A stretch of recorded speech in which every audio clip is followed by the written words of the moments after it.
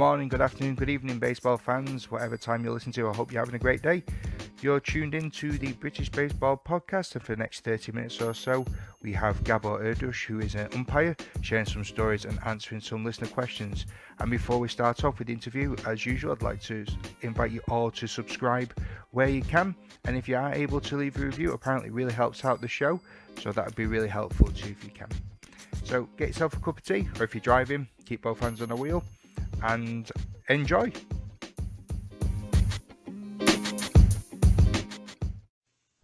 So joining me today on the British Baseball Podcast, I have Gabor Erdos, who is responsible for some good old-fashioned umpiring across our great game.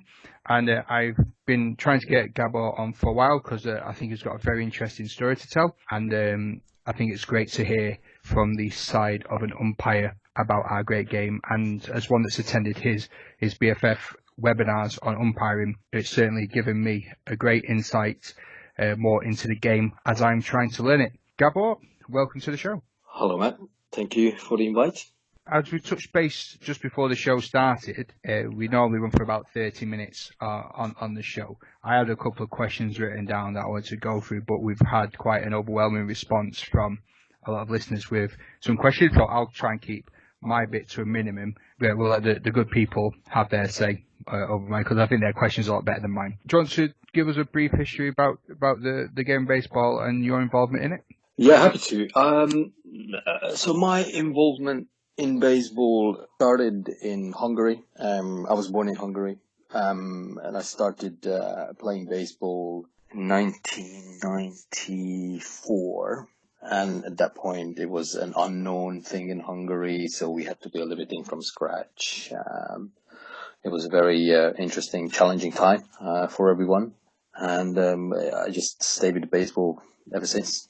So you started off playing originally, never Yeah. So the way it worked is it was very simple. There was the sport was unknown in Hungary, so it had to build. As I said, we had to build it up from scratch. And I actually umpired my game before I played my first official game. There were no umpires in Hungary. There were no fields either, but there were no umpires in Hungary, so teams had to umpire. As we do here in British baseball as well, that a lot of teams had to umpire their own games.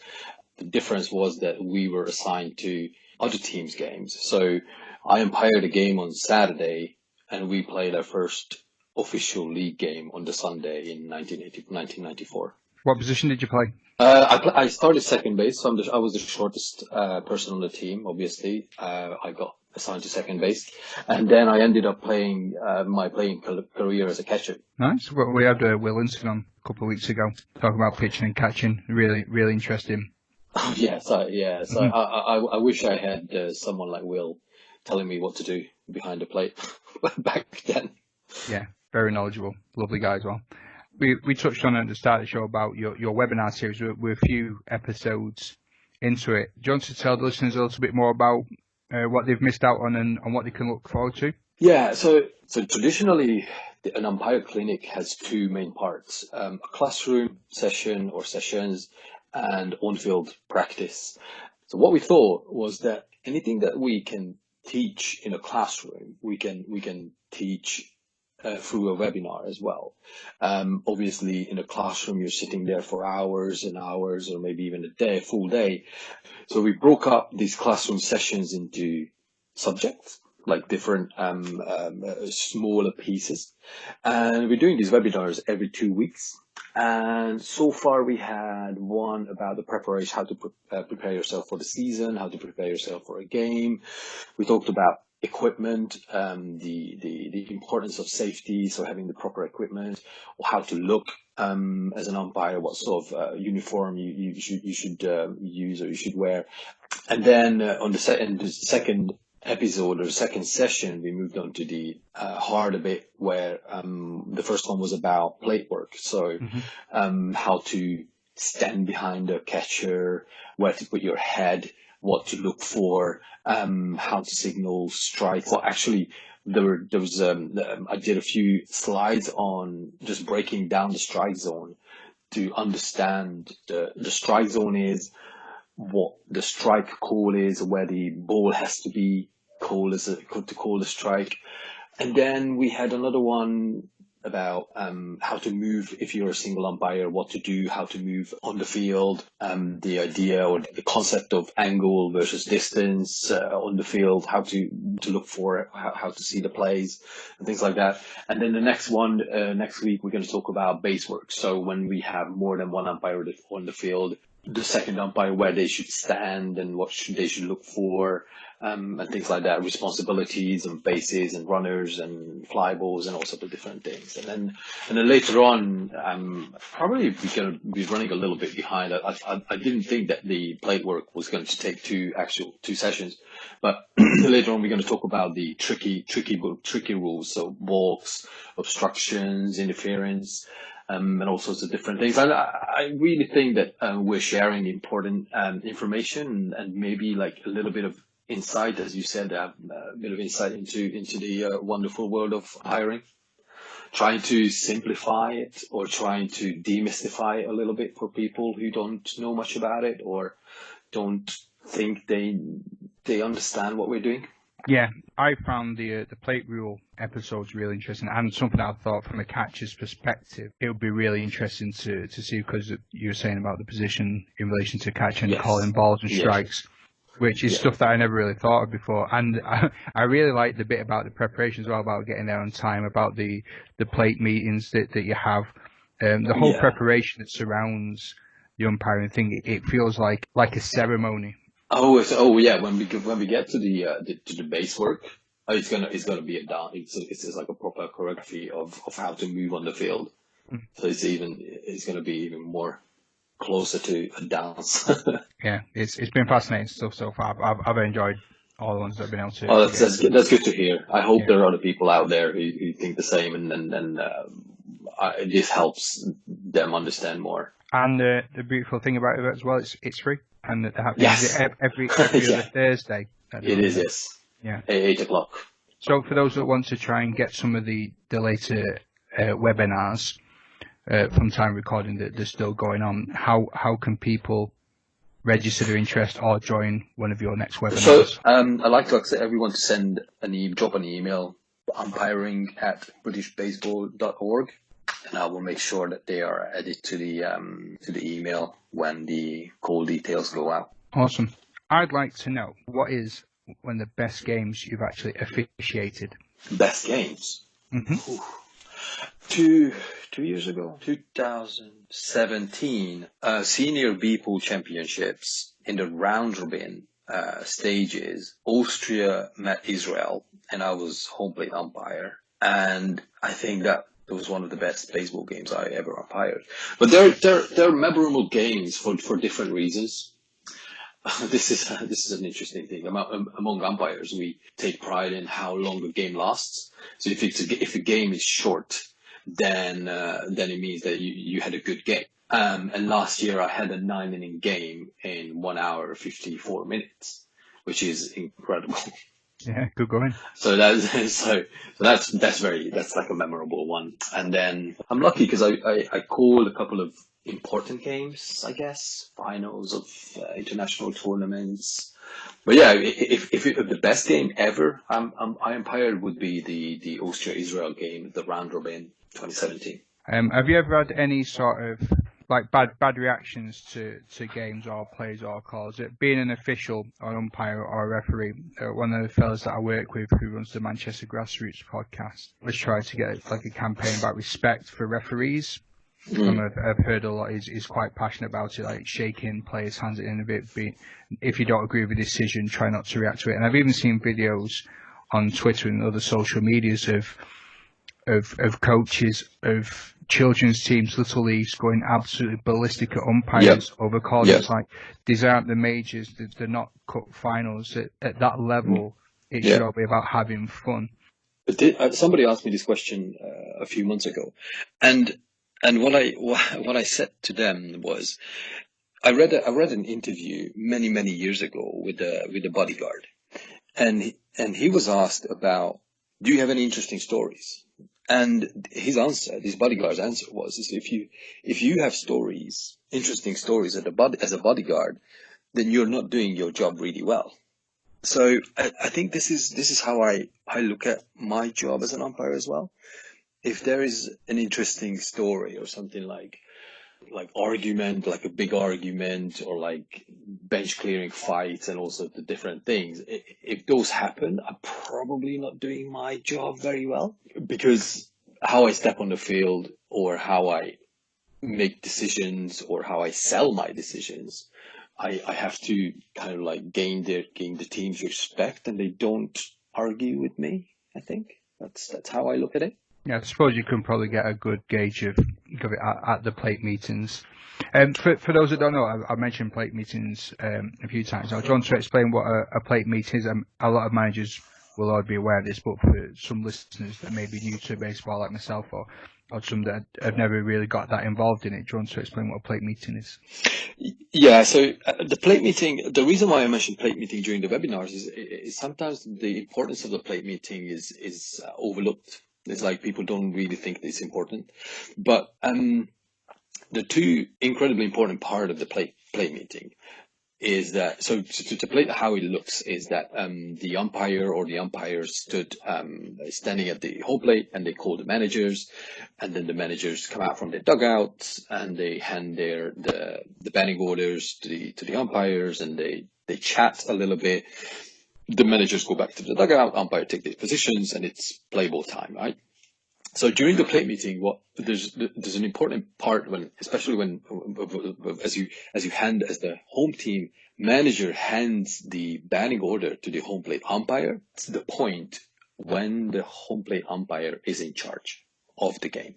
Until that point, the home team manager, the home team's ground crew are responsible for everything on and around the field. When I get the batting order of the home team, that's the point when I'm in charge. And that's incredibly important. The other thing about the plate meeting is very important, is that you have to clarify the ground rules, especially in British baseball. Unfortunately, we don't have enclosed regulation size fields all the time.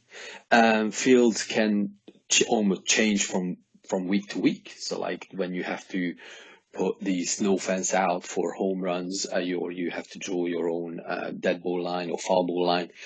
Sometimes they're not the same from week to week, and then you have to clarify where the boundaries are, if the overhanging tree, if the ball hits an overhanging tree, is there a foul ball? Is it a ground rule double? These kind of things have to be clarified before the game, because if the ball hits the tree, and the players and the managers have different understanding of what happens if the ball hits the tree, then you, as the umpire, you're going to find yourself in trouble. And that's what you want to avoid. And the best way to avoid it is to clarify these things at the plate meeting. Yeah, like you say in your webinars, you can't really stress the importance of the plate meetings for when they're taking place, just to clean those little things, because you never know when something could. Yeah, if something it's nothing, yeah. It could be the one thing that comes back to bite you in the bum. Yeah, exactly. Right, so let's move swiftly on to some of the listener questions. Like I said before, We've got quite a few. The first one we're going to do is going to have a look at David John MB. What is the most common umpiring mistake you see in British baseball, either an interpretation of the rules or an umpiring practice? We collect feedback from team managers, and they score umpires from 1 to 5. And it seems like the biggest problem in umpiring in British baseball is strike zone consistency. And that's why in the webinars I spend so much time on understanding, to sharing the knowledge about the strike zone and the position behind the plate and those further other details, because that seems to be the problem. As a common mistake, I don't pick anything. But this is what I mentioned. So the strike zone consistency is coming from the teams. So I would take that as a common problem, I think, and that's what we are addressing with the webinars. Charlie Baffo, friend of the show, we'll call him now because he sends a lot of questions in. Please, can you tell people once and for all that the hands are not an extension of the bat? Sick of hearing it. Okay, yeah. So yeah, so I saw this on Facebook. There's very simple point is that this is what they actually teach in umpire school, because this comes up obviously in umpire schools as well. If when people come up with this, the only thing you can say is that if you think the hands are part of the bat, bring me the bat with the hands on. Show me a bat with the hands on. And it's like, oh, buy me a bat with the hands on. And immediately people will realize that the hands are not part of the bat. Now, the conversation on Facebook, I saw that. There's obviously, it got into the dead ball strike rule as well. If you swing the bat and you hit the ball, the ball hits your hand while you're in the strike zone. Let's not get into that. The hands are not part of the bat. Full stop. Right, I hope that one clears everything up. You heard it here first. Well, maybe not heard it here first, but Gabor says it, and I'm going with him having the final say.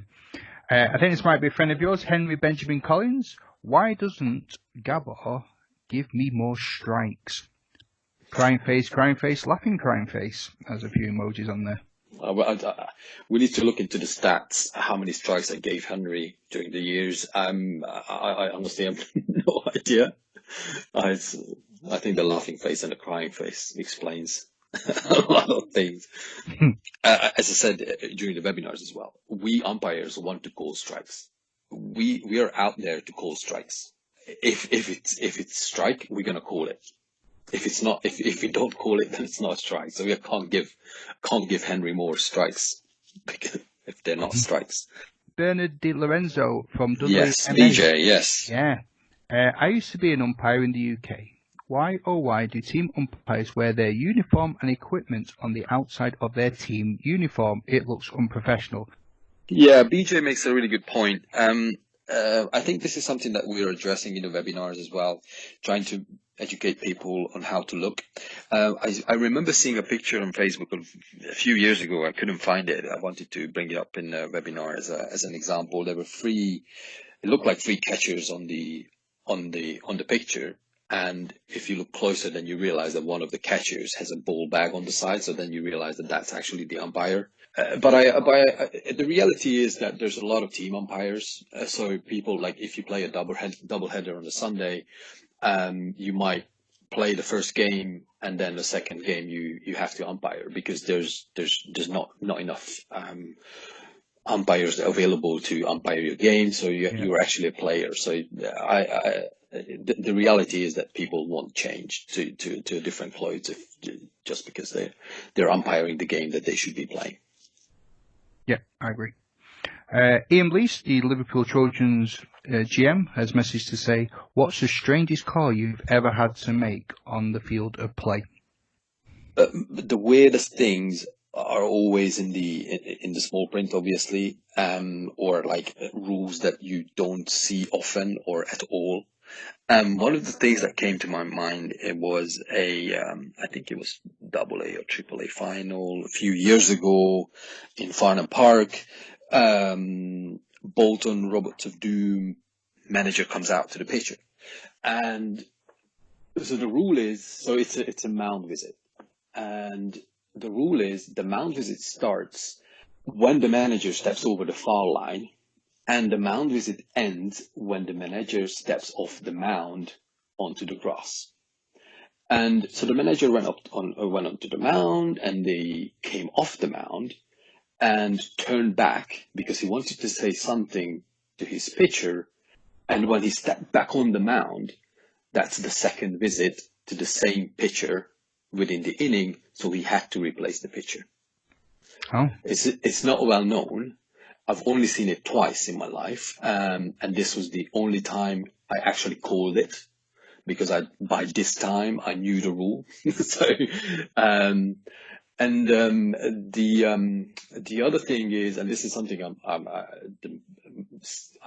if I'm scared of anything in the rule book, is the batting out of order. Last year, AAA semi-final, there was a batting out of order, second one in my life. It took me about nearly 10 minutes to figure out what was going on. And then I walked up to the dugout and they called the wrong person out.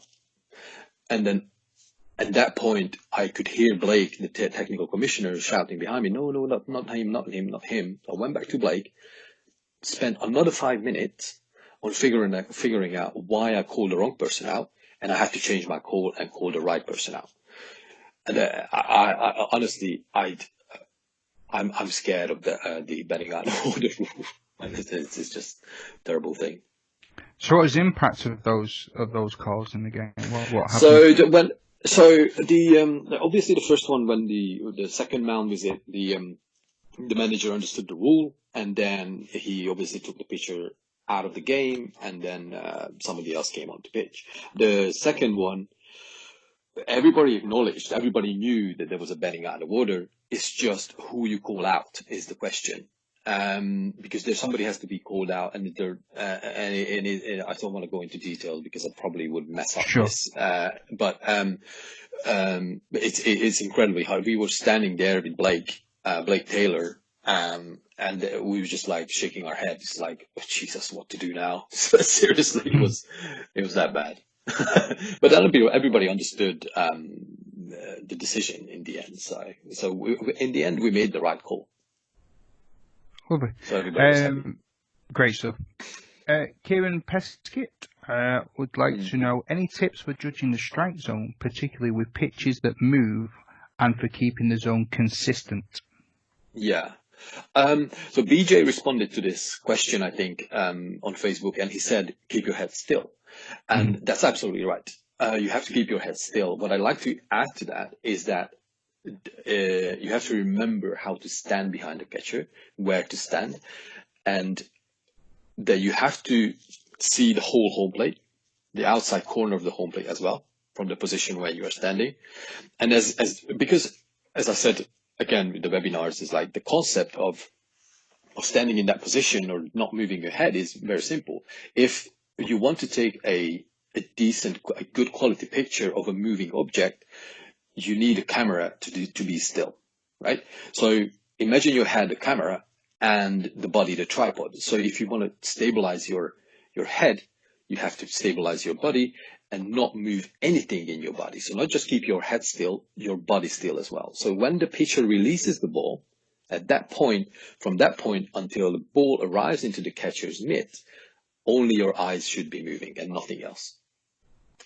And that's and it comes with practice, but that's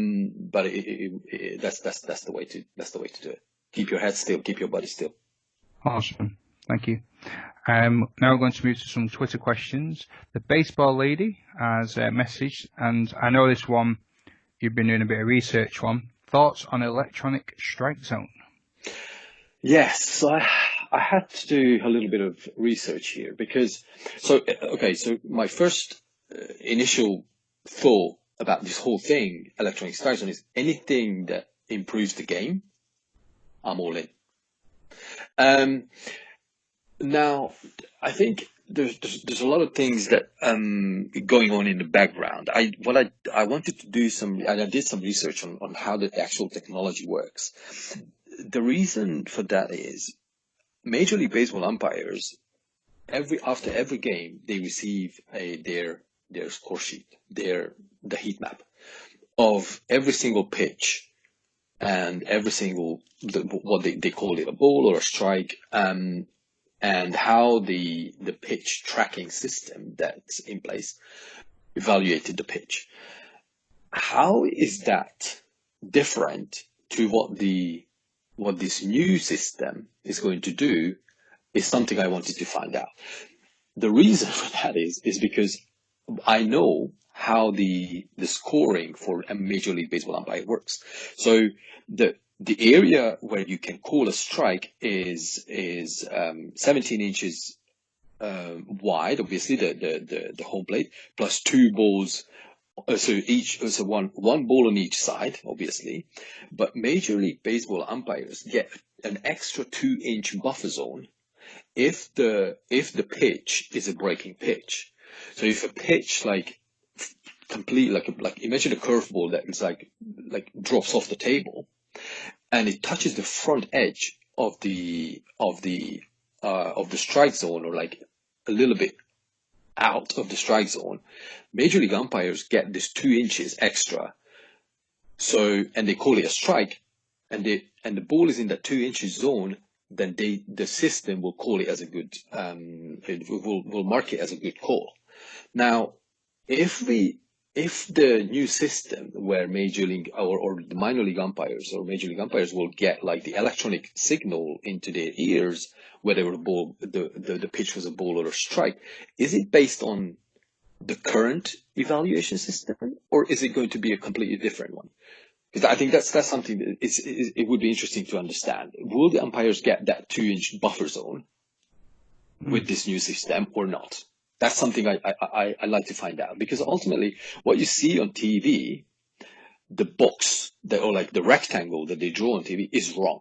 Okay, so people think the umpires are not calling the right strike zone, they call pitches badly and all sorts of things. But actually the rectangle that you see on MLB TV is wrong, is completely wrong, and it gives you the false idea of strike zone. I found a research that said analysis of 4 million pitches proves that the umpires are really bad at calling strikes. But actually, Major League Baseball umpires, especially playoff umpires, their strike consistency, or like the accuracy score is above 95%, well above 95%. So I don't know how this will improve the game, but if it does, then I'm happy. Generally, I think the video review of the plays, I think is huge. Possibility or the opportunity to correct a potentially bad call there and then is huge. I think it's huge. If we look at the Jim Joyce play, everybody remembers Jim Joyce play. I was Andres Galarraga pitching for a perfect game. Jim Joyce, first base umpire, called the last runner, like we were into the last inning, last runner hits a soft ground ball. I don't even know which player it went to. All I remember is the umpire, Jim Joyce, calls the runner safe on first base, essentially ruining the perfect game for the pitcher. And the runner was a step away from the base. And having video review and the ability to change that call is huge. Everybody remembers that play as the Jim Joyce plays, because that's the name of the umpire, and nobody wants to have a play named after them, I think. No. The electronic strike zone, well, we'll see. I don't know. Okay. Excellent. Moving quickly on, Chris Atkins, he's asked, do you think the umpire-catcher relation can sway your judgment on fringe calls depending on whether or not you like the catcher or not? It sounds a question about favoritism, I think. Yeah, I saw this question as well. I'd like to think it doesn't. I'd like to think that I'm not biased, but I can't speak for anybody else. Fair enough. Just moving down the line, we've got the Armchair GM. How did you get into umpiring, and what is your view on pitch framing? We've already touched on how you got into it. So, do you want to? So my idea about framing, well, this is generally if anyone who attended any umpire school or like practiced plate work in the right way will tell you that the pitch framing doesn't work. It looks good. And sometimes I even tell the catchers like, oh, that was a nice framing. Or I don't judge the pitches on where the ball is, where the catcher is holding the ball. Okay, I judge the pitches where they cross the area above the plate. I don't care where they move their gloves. It's as simple as that. And then anyone who's done a lot of games, they will tell you the same. Framing doesn't help the pitch. Another question: what would you say to someone who would love to try umpiring but maybe doesn't feel that confident in starting out? This comes from baseball. It's Molly up in Bristol. I think the easiest thing to do is to find a mentor. Find an experienced umpire to start working with. I started umpiring my first game, as I said, I umpired my first game in 1994, and until I started umpiring with Darren Muller here in the UK, I had no idea what I was doing. If you have someone senior or like a very, very experienced umpire, I learned they can tell you a lot. They can teach you a lot. I learned more about umpiring on my first game that I umpired with Darren Muller, and I learned more from Jeff Hare, Pat Nordwall, Thomas Haywood that I learned the 10, 15 years before. Let's go when I started umpiring here, 2009, I think. So this would be my 12th season. The 2020 is going to be my 12th season. So in autumn 2009, the first time I umpired with Darren Muller, honestly, I learned in 2 hours. I learned more about umpiring than I learned the 15 years before. Will give you confidence when somebody's behind you on the field. Somebody's is watching your back. There's an interesting concept. It's coming from basketball, Australian basketball, I think. It's the green shirt initiative, and rookie umpires get a completely different uniform. They wear green shirts, and players, managers are not allowed to talk to them. If you talk to a rookie umpire, or if you just say a word to them, you're ejected from the game. This is something interesting. That is something that we looked into, and we might start doing, but currently we don't have enough senior umpires to help with the rookie umpires. But if you can find someone to mentor you, that would be the best help. Great stuff, lovely. And I suppose you're always open to questions on Twitter and social media. Absolutely, yes. You've always been responsive to anything I've had to ask. Where can we find you on social media? So my Twitter handle is Erdee, AIRDEE. And you can find me on Facebook as well. And the official address email address that I'm happy to answer any questions is the umpiring@britishbaseball.org. Thank you. And it's also useful to follow you as well for updates on the webinars and any sort of events that are happening around the leagues too. Cracking. I think that's the end of the listener questions. Just one last one from me, if I can. Is there any sort of particular music you listen to before you get ready for a game?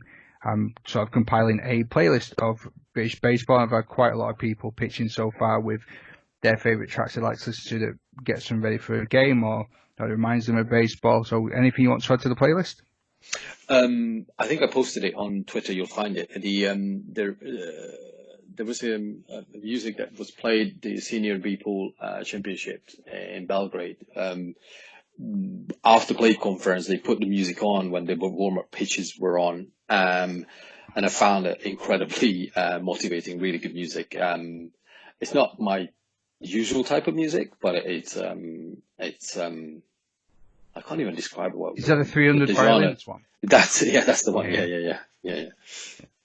Great stuff.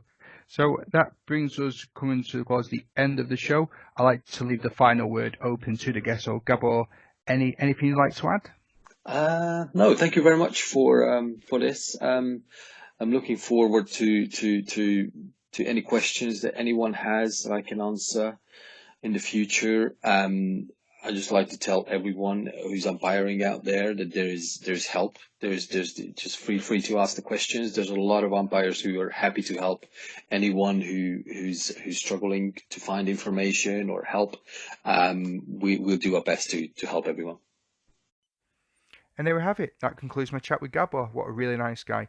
The whole umpire thing we were talking about for quite a while before the interview start and afterwards, and he really is open to any questions. If anyone has anything that they want to ask, just contact him. All his details will be in the episode notes. The guy really does like talking baseball as well. We were chatting for quite a while after the episode had wrapped up. So give him a shout if you have any questions you want to ask. And just before I go for the rest of the evening, I'd like to know if you guys play or you follow a team in British baseball, which has been your favourite away ground and why. Drop us a Twitter or on the Facebook. You know where we are. We are at Brit Baseball Podcast. And I'll see you next week. Take care. Ta-ra.